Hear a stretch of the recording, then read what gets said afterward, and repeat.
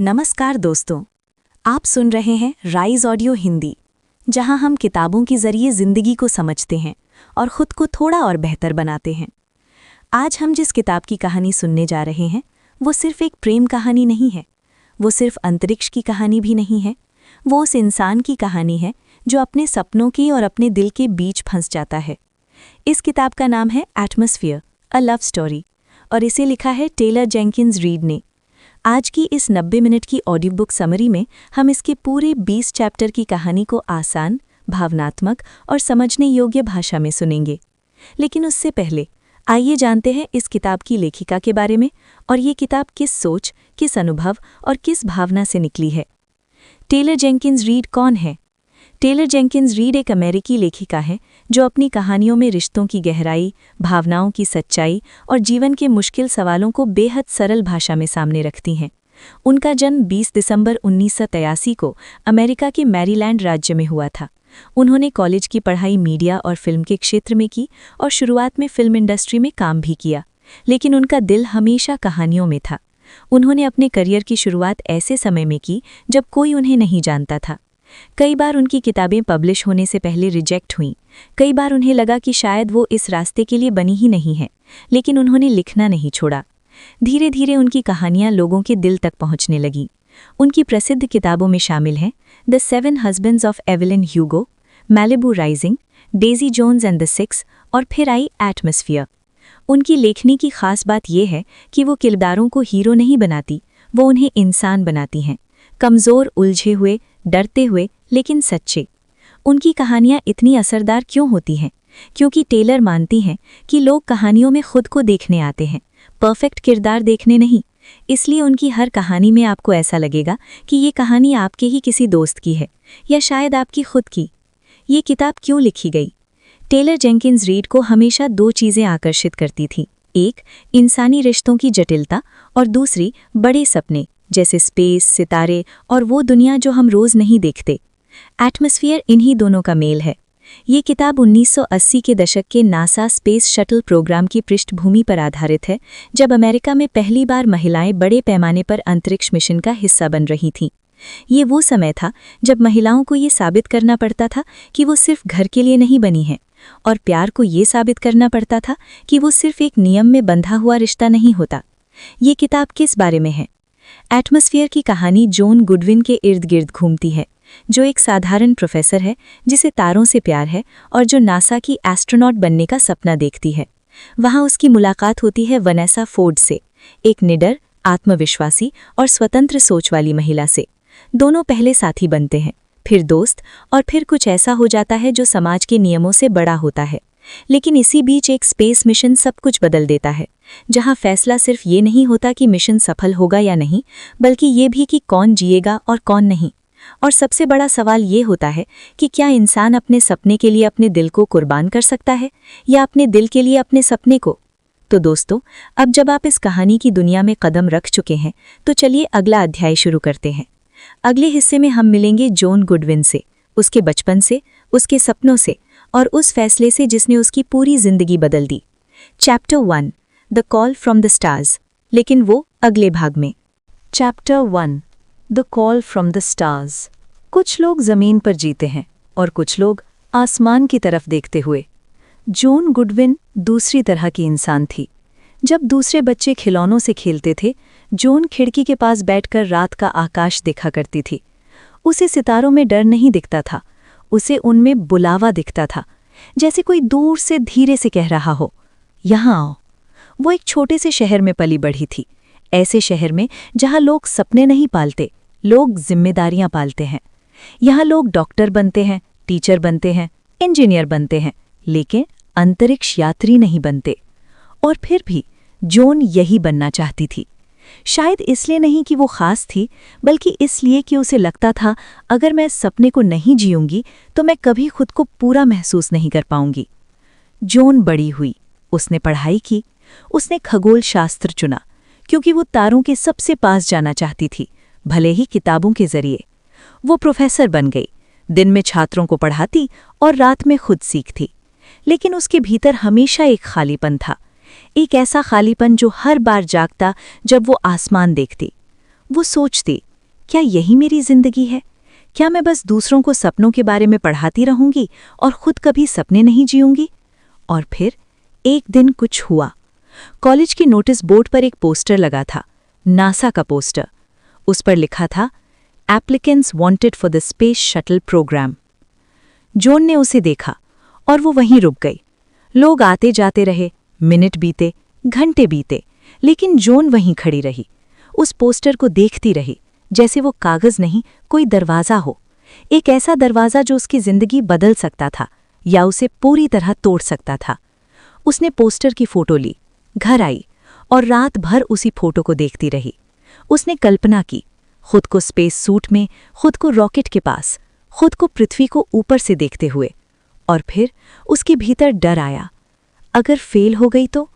अगर सब हंसे तो? अगर ये सपना उसकी औकात से बड़ा निकला तो? डर बहुत था, लेकिन उससे भी बड़ा था एक और डर, ये कि अगर उसने कोशिश ही नहीं की तो? वो डर कि वो 60 साल की उम्र में खुद से पूछेगी, काश मैंने उस दिन अप्लाई कर दिया होता। और वो उस सवाल के साथ जीना नहीं चाहती थी। अगले दिन उसने फॉर्म निकाला। हर कॉलम भरते समय उसके हाथ कांप रहे थे। नाम लिखते समय उसने रुककर सोचा, क्या मैं सच में ये करने जा रही हूं? फिर उसने साइन किया और फॉर्म भेज दिया। जिस पल उसने वो लिफाफा डाक में डाला, उसे ऐसा लगा जैसे उसने अपनी जिंदगी हवा में उछाल दी हो। अब वो वापस नहीं आ सकती थी। अब सब कुछ नसीब के हाथ में था। उस रात उसे नींद नहीं आई। वो बार बार उठकर खिड़की के पास जाती, आसमान देखती और सोचती, क्या अगली बार मैं तुम्हें और पास से देख पाऊंगी? या क्या ये आखिरी बार है जब मैं तुम्हें बस नीचे से ही देखूंगी? वो नहीं जानती थी कि जवाब क्या होगा, लेकिन वो ये जरूर जानती थी, अब वो वही इंसान नहीं रही जो कल थी।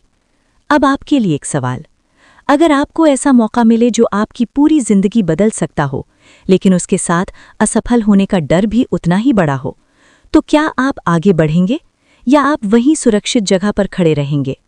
और अगर जॉन को चुन लिया गया तो क्या वो उस दुनिया में फिट हो पाएगी जहां हर कोई उससे ज्यादा तेज, ज्यादा मजबूत और ज्यादा अनुभवी है? और अगर वो फिट नहीं हुई तो? यही जानने के लिए सुनिए part 1, chapter 2, selection. Chapter 2, selection. जिस दिन जॉन ने आवेदन भेजा था, उस दिन के बाद हर सुबह अलग लगती थी। हर बार जब फोन की घंटी बजती, उसका दिल तेज हो जाता।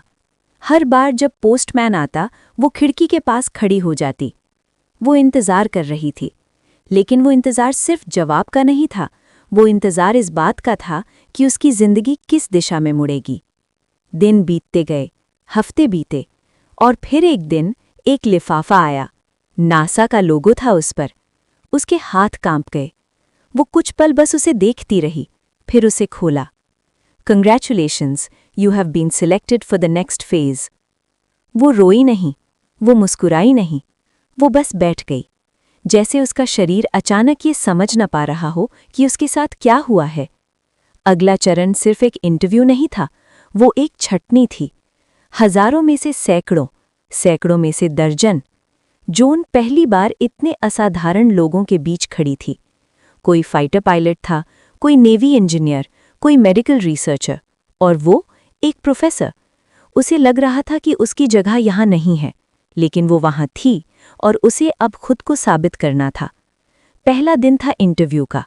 3 लोग सामने बैठे थे। उनकी आंखें ठंडी थीं, आवाज़ें शांत थीं। Why do you want to be an astronaut? John ने जवाब देने से पहले सांस ली। Because I don't want to spend my life only explaining the universe to others. I want to touch it myself. कमरे में कुछ सेकंड की खामोशी छा गई। फिर एक ने सिर हिलाया। फिर आए फिजिकल टेस्ट, दौड़, वजन, घूमती मशीनें, जीरो ग्रेविटी सिमुलेशन। उसका शरीर जवाब देने लगता था, लेकिन उसका मन नहीं। वो हर बार उठती, हर बार फिर खड़ी होती, क्योंकि उसे पता था ये परीक्षा शरीर की नहीं है, ये परीक्षा इरादे की है। कुछ लोग बीच में ही हार गए, कुछ लोग चोटिल हो गए, कुछ ने खुद ही छोड़ दिया, लेकिन जॉन रुकी रही। हर रात थकी हुई, दर्द में, लेकिन भीतर एक अजीब सी शांति के साथ, जैसे वो सही रास्ते पर हो। और फिर आखिरी दिन आया। नामों की सूची लगाई गई। लोग वहां खड़े थे। कोई प्रार्थना कर रहा था, कोई हंस रहा था, कोई कांप रहा था। जॉन ने धीरे धीरे नाम पढ़े, एक एक करके, और फिर उसने अपना नाम देखा। वो कुछ पल बस उसे देखती रही, जैसे डर रही हो कि कहीं ये सपना टूट ना जाए। लेकिन वो था, उसका नाम था। उसने माँ को फोन किया। माँ चुप रही, फिर बोली, मुझे डर लग रहा है, लेकिन मुझे तुम पर गर्व भी है। जॉन समझ गई, अब उसकी जिंदगी उसकी नहीं रही, अब वो किसी मिशन की थी, किसी देश की थी, किसी सपने की थी। उस रात उसने आसमान देखा, और पहली बार उसे वो आसमान इतना दूर नहीं लगा, बल्कि पहुंच में लगा।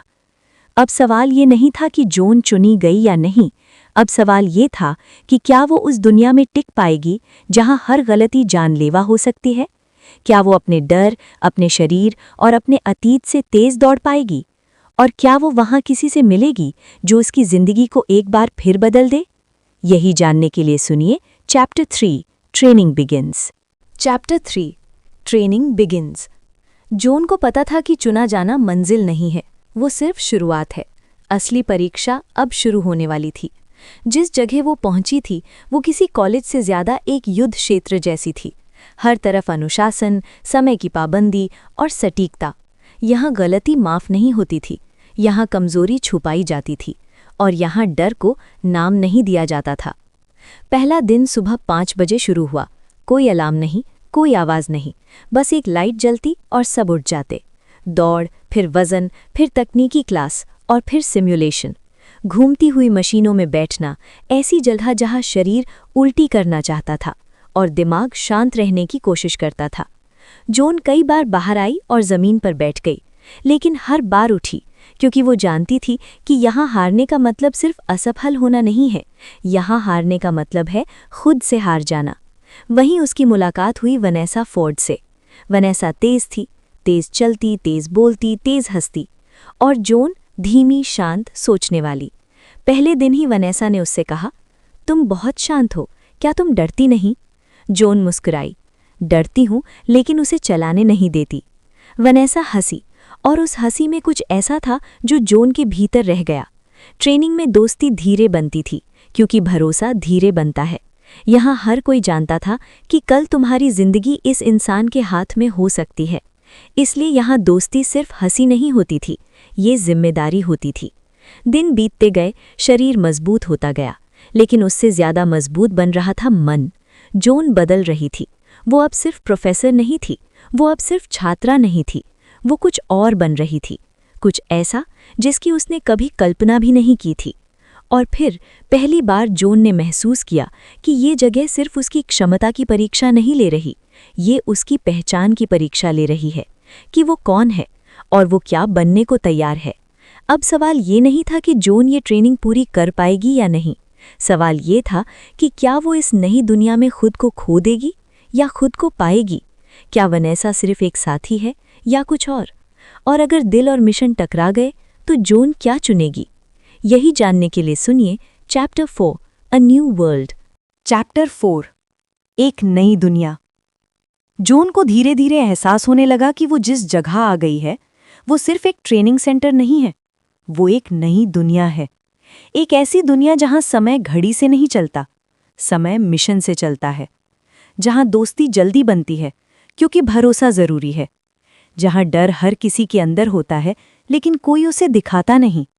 यहाँ लोग अपने अतीत के बारे में कम बात करते थे क्योंकि यहाँ भविष्य ज्यादा भारी होता था। यहाँ कोई ये नहीं पूछता था कि तुम कहाँ से आए हो, ये पूछा जाता था कि तुम क्या कर सकते हो। और जॉन सीख रही थी कि वो क्या कर सकती है। वो अब हर सुबह दर्द के साथ उठती थी, लेकिन दर्द उसे तोड़ता नहीं था, दर्द उसे मजबूत बनाता था। उसकी हथेलियों पर छाले थे, उसकी टांगों में थकान थी, लेकिन उसकी आंखों में डर कम हो रहा था और उसकी जगह एक अजीब सा आत्मविश्वास ले रहा था। वेनेसा उसके लिए सिर्फ एक साथी नहीं रह गई थी, वेनेसा उसकी दुनिया का हिस्सा बन गई थी। कॉफी ब्रेक में साथ बैठना, मिशन की बातें करना और कभी-कभी बिल्कुल चुप रहना, क्योंकि कुछ रिश्ते शब्दों से नहीं बनते, कुछ रिश्ते साथ चुप रहने से बनते हैं। जॉन ने पहली बार महसूस किया कि वो अकेली नहीं है, कि कोई है जो उसी डर से गुजर रहा है, उसी दबाव में जी रहा है और फिर भी मुस्कुरा सकता है। लेकिन हर नई दुनिया के अपने नियम होते हैं, और यहाँ सबसे बड़ा नियम था भावनाओं को नियंत्रण में रखना, क्योंकि यहाँ भावनाएं गलती करा सकती हैं और यहाँ गलती जान ले सकती है। जोन समझ रही थी, अगर वो यहाँ रहना चाहती है तो उसे सिर्फ मजबूत नहीं बनना है, उसे सख्त बनना है। अब सवाल ये नहीं है कि जोन इस दुनिया में ढल पाएगी या नहीं, सवाल ये है क्या वो इस दुनिया में ढलते ढलते खुद को खो देगी। क्या वो अपने दिल को इतना कंट्रोल कर पाएगी कि वो कभी रास्ते में ना आए, और अगर दिल आया तो क्या होगा। यही जानने के लिए सुनिए chapter 5। Chapter 5, closure then expected. Training अब जोन के लिए नई नहीं रही थी। शरीर को पता था कब उठना है, कब दौड़ना है, कब गिरना है और कब फिर खड़ा होना है। लेकिन मन अभी भी हर दिन कुछ नया सीख रहा था, खास तौर पर वनेसा के बारे में। शुरुआत में वनेसा बस एक साथी थी, एक तेज, आत्मविश्वासी और थोड़ी बेपरवाह सी महिला। लेकिन धीरे धीरे वो किसी और तरह से पास आने लगी। ऐसे नहीं कि हाथ पकड़े या बातें बढ़ी, बल्कि ऐसे कि उसकी मौजूदगी महसूस होने लगी। अगर वो कमरे में ना होती तो कमी लगती, अगर वो पास होती तो मन शांत होता। जोन ने इस भावना को नाम नहीं दिया, क्योंकि कुछ भावनाएं नाम लेने से डर जाती हैं। एक दिन दोनों को एक साथ एक सिमुलेशन में लगाया गया। एक को को पायलट की भूमिका मिली, दूसरे को सिस्टम कंट्रोल की। वनेसा ने तुरंत कमान संभाल ली। आवाज शांत थी, लेकिन आंखों में फोकस था। जोन ने सिस्टम मॉनिटर किया, और पहली बार उसने किसी के साथ काम करते हुए डर नहीं महसूस किया, क्योंकि भरोसा था। ट्रेनिंग के बाद दोनों देर तक बैठे रहे, पसीने से भीगे हुए, थके हुए, चुप। वनेसा ने कहा, क्या तुम्हें कभी लगता है कि हम बहुत दूर आ गए हैं? जोन ने आसमान की तरफ देखा।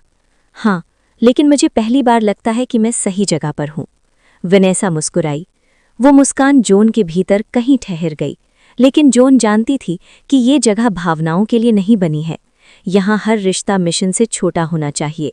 यहाँ दिल को कंट्रोल करना पड़ता है, और जोन पहली बार अपने दिल से डर रही थी। अब सवाल ये है, क्या जोन इस भावना को दबा पाई थी, या ये भावना ही उसे बदल देगी? और अगर प्यार और प्रोफेशन आमने सामने आ गए तो जोन क्या चुनेगी? यही जानने के लिए सुनिए chapter 6। Chapter 6, the things we don't से।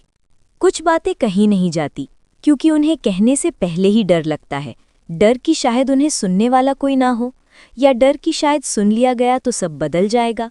जोआन और वनेसा के बीच अब बहुत कुछ ऐसा ही था। वो साथ काम करते थे, साथ हंसते थे, साथ थकते थे, लेकिन कुछ कहा नहीं जाता था। एक शाम दोनों ट्रेनिंग के बाद अकेले बैठे थे। दिन ढल चुका था, आसमान गुलाबी से नीला हो रहा था। वनेसा ने कहा, क्या तुम्हें कभी लगता है कि हम अपनी जिंदगी किसी और की स्क्रिप्ट में जी रहे हैं? जोआन ने पूछा, किसकी स्क्रिप्ट? वनेसा ने कंधे उचकाए। सोसाइटी की, सिस्टम की, एक्सपेक्टेशंस की। जोआन कुछ देर चुप रही, फिर बोली, हाँ, और शायद हम भूल जाते हैं कि हमारी अपनी भी कोई स्क्रिप्ट हो सकती है। वनेसा ने उसे देखा, कुछ पल तक कुछ नहीं कहा। उस नज़र में बहुत कुछ था, सवाल, संकोच, और कुछ ऐसा जो शब्द नहीं बन सकता। जोआन ने पहली बार महसूस किया कि ये सिर्फ दोस्ती नहीं है, लेकिन उसने इसे आगे नहीं बढ़ाया, क्योंकि आगे बढ़ना खतरे से भरा था। ट्रेनिंग के दौरान अब छोटी छोटी बातों में भी दोनों एक दूसरे को समझने लगे थे। एक नज़र, एक इशारा, एक सांस का उतार चढ़ाव, ये सब एक भाषा बन चुकी थी। एक ऐसी भाषा जो सिर्फ दो लोग समझते थे। लेकिन हर बार जब जोआन के मन में कुछ कहने का विचार आता, उसके दिमाग में एक आवाज़ आती, ये जगह इसके लिए नहीं है, ये समय इसके लिए नहीं है, ये सुरक्षित नहीं है, और वो चुप रह जाती। अब सवाल ये है कि क्या चुप रहना हमेशा सही होता है, या कुछ बातें ऐसी होती हैं जिन्हें कह देना ज़रूरी होता है, चाहे परिणाम कुछ भी हो? और अगर जोआन ने सच कह दिया तो क्या वो सब खो देगी जो उसने अब तक बनाया है? यही जानने के लिए सुनिए chapter 7। Chapter 7, when silence breaks. कुछ खामोशियां बोझ बन जाती हैं, और कुछ रिश्तों को तोड़ देती हैं। जोन ने महसूस किया कि उसकी चुप्पी अब भारी होने लगी है। वो हर दिन वेनेसा के पास होती थी, लेकिन भीतर एक दूरी बनती जा रही थी, क्योंकि जो कहा नहीं जाता वो अक्सर गलत समझ लिया जाता है। एक दिन सिम्युलेशन के दौरान एक छोटी सी गलती हो गई। कुछ बड़ा नहीं, बस एक बटन थोड़ा देर से दबा। लेकिन वेनेसा का स्वर अचानक सख्त हो गया। Zone, focus. उस एक शब्द में इतना कुछ था कि जॉन चुप हो गई। ट्रेनिंग खत्म हुई, लेकिन उनके बीच कुछ टूट गया। शाम को वेनेसा ने जॉन को रोक लिया। क्या हुआ है तुम्हें? उसने पूछा। जॉन ने कहा, कुछ नहीं, लेकिन दोनों जानते थे कुछ तो है। वेनेसा ने कहा, तुम दूर हो रही हो और तुम बता भी नहीं रही कि क्यों। जॉन ने नीचे देखा, फिर धीरे से बोली, क्योंकि अगर मैंने बताया तो सब बदल जाएगा। वेनेसा ने कुछ नहीं कहा, लेकिन वो सुन रही थी। पहली बार जॉन ने कहा, मुझे डर लगता है कि अगर मैंने सच कहा तो मैं ये सब खो दूंगी। वेनेसा ने उसकी तरफ देखा। उसकी आंखों में कोई गुस्सा नहीं था, बस समझ थी और थोड़ी सी उदासी। अब सवाल ये है कि क्या सच बोलने से रिश्ते टूटते हैं या मजबूत होते हैं? और अगर जॉन ने सब कह दिया तो क्या वेनेसा उसे समझेगी, या क्या ये रिश्ता वहीं खत्म हो जाएगा जहां वो शुरू हुआ था? यही जानने के लिए सुनिए चैप्टर 8। कभी कभी सच बहुत भारी होता है, इतना भारी कि उसे दिल में दबाए रखना थका देता है और उसे कह देना डराता है। जॉन उस रात सो नहीं पाई। उसके दिमाग में सिर्फ एक ही बात घूम रही थी, अगर मैं नहीं बोली तो मैं खुद से झूठ बोलती रहूंगी, और वो नहीं करना चाहती थी। अगले दिन उसने वेनेसा को कॉफ़ी के लिए बुलाया। एक शांत जगह, कम लोग, कम आवाज़, जहाँ शब्दों को जगह मिल सके। वेनेसा आई, हमेशा की तरह शांत, लेकिन आंखों में सवाल। जॉन ने कहा, मुझे नहीं पता इसे कैसे कहूँ, लेकिन मैं चुप रहकर थक गई हूँ। वेनेसा ने कुछ नहीं कहा, बस सुना। जॉन ने कहा, मुझे तुम्हारी परवाह है, सिर्फ साथी की तरह नहीं, उससे ज्यादा। वो रुकी, फिर बोली, और मुझे डर लगता है कि अगर मैंने ये कहा तो मैं सब खो दूंगी। वेनेसा की सांस थोड़ी रुक गई, लेकिन उसके चेहरे पर कोई झटका नहीं था, बस सच्चाई थी। कुछ पल की खामोशी, फिर वेनेसा बोली, मुझे लगा था कि मैं ही ये सब महसूस कर रही हूँ और शायद मैं गलत हूँ। उसकी आवाज़ में राहत थी और थोड़ी सी नमी। उन दोनों के बीच कुछ बदल गया। कोई हाथ नहीं पकड़ा, कोई वादा नहीं हुआ, लेकिन सच बाहर आ गया, और कभी-कभी वही सबसे बड़ा बदलाव होता है। अब सवाल ये है, क्या सच कह देने से सब आसान हो जाता है या और मुश्किल? क्या ये रिश्ता इस जगह, इस सिस्टम, इस दुनिया में जिंदा रह पाएगा? और अगर दुनिया ने इसे स्वीकार नहीं किया तो जॉन और वेनेसा क्या करेंगे? यही जानने के लिए सुनिए chapter 9। Chapter 9, a secret that breeds. सच कह देने से सब शांत नहीं होता। कभी कभी सच कह देने से ही असली बेचैनी शुरू होती है। जॉन और वेनेसा के बीच अब कोई झूठ नहीं था, लेकिन एक डर था। एक ऐसा डर जो हर मुस्कान के पीछे छुपा रहता है। डर कि अगर किसी ने देख लिया, डर कि अगर किसी ने समझ लिया, डर कि अगर ये बात बाहर आ गई तो सब बदल जाएगा। वो अब पहले से ज्यादा पास थे, लेकिन ज्यादा सावधान भी। एक नज़र, एक हल्की मुस्कान, एक छोटा सा स्पर्श, सब कुछ नपातुला। क्योंकि यहाँ गलती सिर्फ प्रोफेशनल नहीं होती, यहाँ गलती व्यक्तिगत भी हो सकती है। ट्रेनिंग जारी थी, मिशन करीब आ रहा था, दबाव बढ़ रहा था, और उसके साथ साथ डर भी। जॉन कभी कभी सोचती थी, क्या मैं दो जिंदगियां जी रही हूं, एक जो सबको दिखती है और एक जो सिर्फ मेरे अंदर है। वेनेसा ने एक दिन कहा, क्या तुम डरती हो? जॉन ने कहा, हर दिन। वेनेसा बोली, मैं भी। और उस एक शब्द में दोनों का पूरा सच था। अब सवाल यह है, क्या कोई रिश्ता छुपकर जिंदा रह सकता है, या उसे जीने के लिए खुली हवा चाहिए होती है? और अगर मिशन के दौरान कुछ गलत हुआ तो क्या ये डर और भारी हो जाएगा? यही जानने के लिए सुनिए chapter 10। Chapter 10, the weight of what's coming. जैसे जैसे मिशन पास आता गया, वैसे वैसे सब कुछ भारी होता गया। कमरे भारी लगने लगे, हवा भारी लगने लगी, और दिल सबसे ज्यादा भारी हो गया। अब ये सिर्फ ट्रेनिंग नहीं थी, अब ये इंतजार था, उस दिन का जिस दिन सब कुछ बदल सकता था। नासा की दुनिया में एक बात साफ थी, मिशन से पहले कोई भी हल्का नहीं रहता। हर कोई अपने भीतर कुछ लेकर चलता है। कुछ लोग डर लेकर चलते हैं, कुछ लोग उम्मीद लेकर, कुछ लोग किसी का चेहरा लेकर। जॉन दोनों लेकर चल रही थी। एक रात दोनों छत पर खड़े थे। नीचे धरती थी, ऊपर आसमान। वेनेसा ने कहा, क्या तुम्हें लगता है कि हम वापस भी वैसे ही होंगे? जॉन ने पूछा, कैसे? वेनेसा बोली, जैसे अभी है। जॉन ने जवाब नहीं दिया, क्योंकि वो जानती थी, कुछ यात्राएं वापस उसी इंसान को नहीं लाती। अब सवाल ये है, क्या मिशन सिर्फ शरीर को बदलता है या इंसान को भी? और अगर कुछ टूट गया इस दौरान, तो क्या वो फिर जुड़ पाएगा?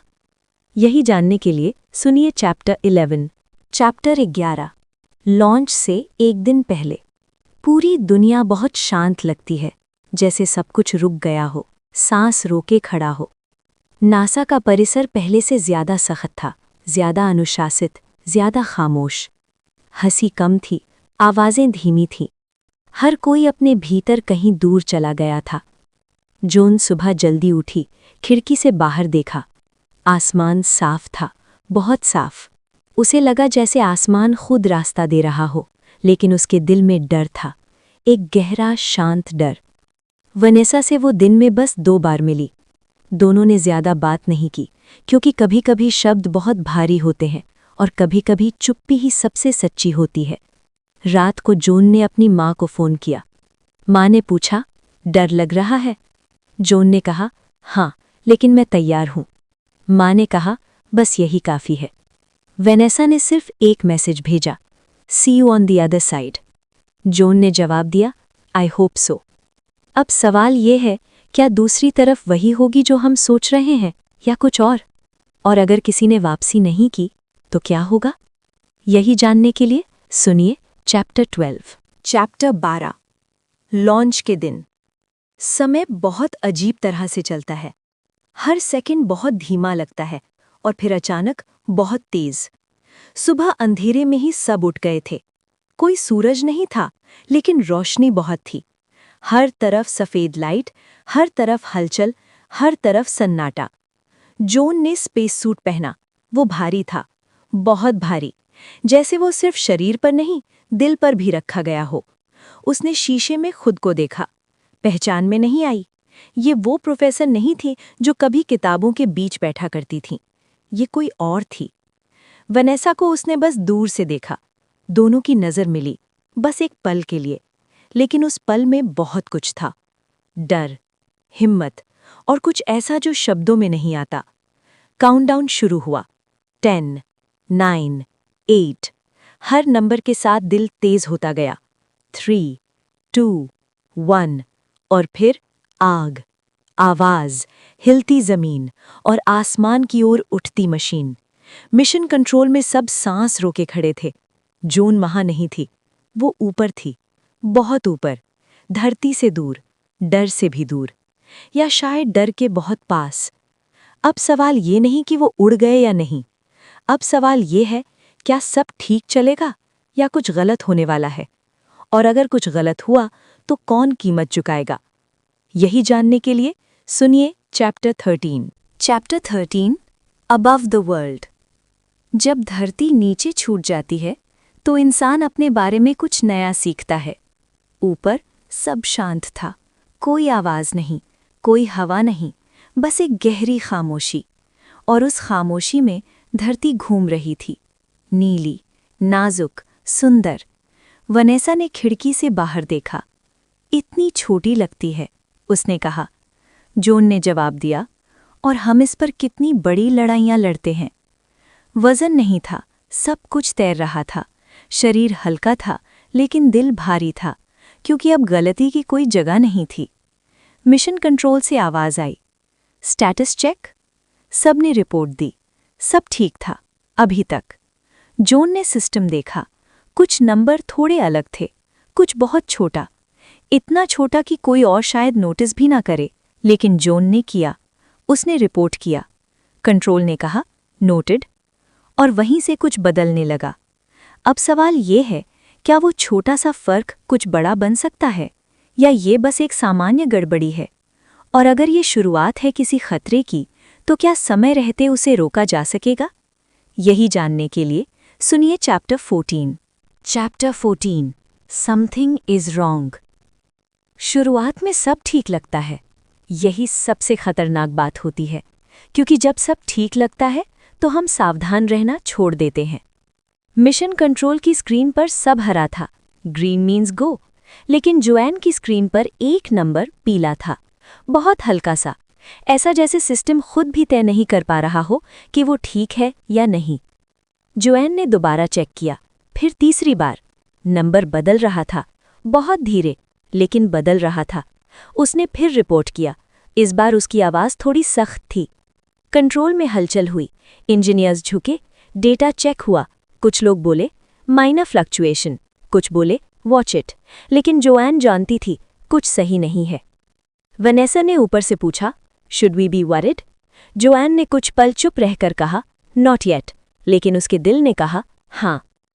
अब सवाल ये है, क्या जोएन का डर सही है या वो बस ज्यादा सोच रही है? और अगर वो सही है, तो क्या किसी के पास इतना समय है कि कुछ किया जा सके?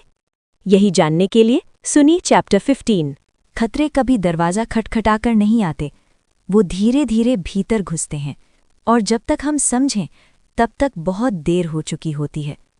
अब वो नंबर पीला नहीं था, अब वो लाल था। एक चेतावनी, एक अलार्म जो बिना आवाज़ के बज रहा था। मिशन कंट्रोल में कोई चुप नहीं था अब, सब बोल रहे थे, तेज, छोटे वाक्य, तकनीकी शब्द, लेकिन उन सब के नीचे एक ही भावना थी, डर। जोएन ने डेटा देखा, ये मामूली गड़बड़ी नहीं थी, ये सिस्टम के एक ऐसे हिस्से में थी जो फेल हुआ तो सब कुछ फेल हो सकता था। वनेसा ने ऊपर से पूछा, tell me straight, how bad is it? Joanne ने जवाब देने से पहले सांस ली, bad enough that we need to act. अब सवाल ये नहीं था कि कुछ गलत है या नहीं, अब सवाल ये था, हम क्या करेंगे? अब सवाल ये है, क्या समय रहते कुछ किया जा सकता है, या ये एक ऐसी समस्या है जिसका कोई हल नहीं? और अगर हल नहीं, तो क्या फैसला लिया जाएगा? यही जानने के लिए सुनिए chapter 16। Chapter 16, decisions in silence. जब हालात बिगड़ते हैं तो शोर नहीं होता, बल्कि एक अजीब सी खामोशी छा जाती है। मिशन कंट्रोल अब शांत था, सब बोलना बंद कर चुके थे, सब सोच रहे थे। और कुछ फैसले ऐसे होते हैं जो सिर्फ दिमाग से नहीं लिए जाते, वो दिल से भी लिए जाते हैं। डेटा साफ था, समस्या बढ़ रही थी और उसे नज़रअंदाज नहीं किया जा सकता था, लेकिन उसे ठीक करना भी आसान नहीं था। हर समाधान में एक जोखिम था और हर जोखिम में एक जान। जोन ने सुझाव दिया, एक ऐसा कदम जो मिशन को बदल सकता था, जो प्लान में नहीं था, जो किताबों में नहीं था, लेकिन शायद ज़रूरी था। कुछ लोगों ने कहा टू रिस्की, कुछ ने कहा we have no better option. Vanessa ऊपर इंतज़ार कर रही थी, उसके पास आधी जानकारी थी और आधा डर। आखिर फैसला लिया गया और वो फैसला जोन को ही बताना था। उसने माइक्रोफोन उठाया, उसके हाथ कांप रहे थे, उसकी आवाज़ नहीं। अब सवाल ये है, क्या ये फैसला उन्हें बचाएगा या और खतरे में डालेगा? और अगर कुछ गलत हुआ तो क्या जोन खुद को माफ़ कर पाएगी?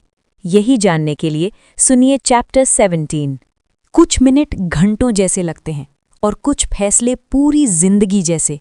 वनेसा ने निर्देश सुने, हर शब्द, हर कदम, बिना सवाल, क्योंकि अब सवाल पूछने का समय नहीं था, अब सिर्फ करने का समय था। मिशन कंट्रोल में हर आंख स्क्रीन पर थी, हर दिल धड़क रहा था, कोई सांस जोर से नहीं ले रहा था, जैसे सांस भी किसी और की जिंदगी बिगाड़ सकती हो। वनेसा ने पहला कदम लिया, फिर दूसरा, फिर तीसरा।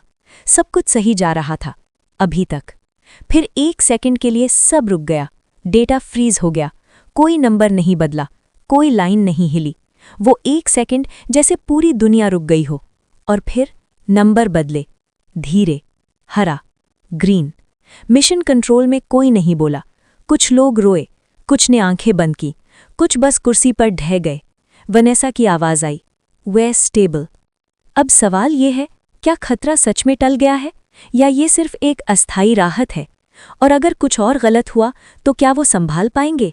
यही जानने के लिए सुनिए चैप्टर 18।